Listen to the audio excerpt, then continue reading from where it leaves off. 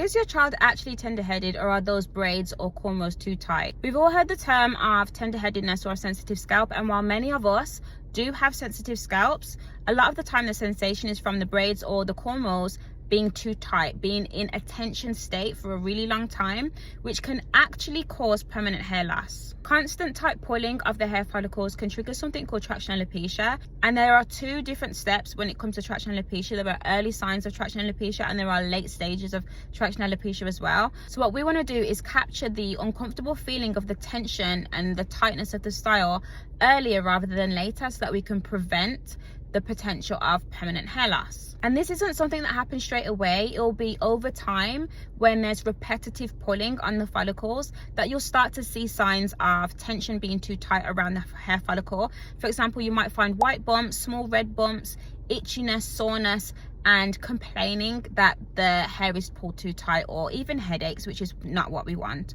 One of the key differences I would like you to identify is if you're placing your hand on your child's head or your own head and you're moving the scalp around, and you can feel like a fibrous tissue also moving. If you've got a lot of movement on that, it's something called the Gallia aponeurotica, and that is a fibrous tissue between your scalp and your skull, basically, that allows movement. And when cornrows, braids, or even ponytails are pulled too tightly, and that's a thin amount of fibrous tissue, you're actually causing compression of the blood vessels in that tissue. This is what causes an uncomfortable physical sensation. What you're going to do to test for tightness of braids is the blink test. You're going to blink and smile and see if the hair is too tight. That's one thing that you can do. You've also got the 24-hour test.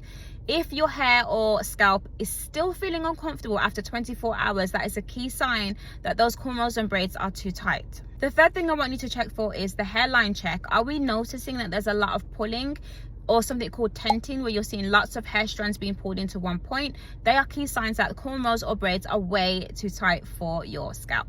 We definitely want to master the skill of cornrows and braids, but we also want the education behind tension control. So if you're interested in coming to one of our cornrow and braiding workshops where we teach you this from a trichology perspective, then you're more than welcome to attend. We have locations on a national scale. Hit the link in our bio, which will take you to our Eventbrite page, so you can get booked onto the nearest location near you.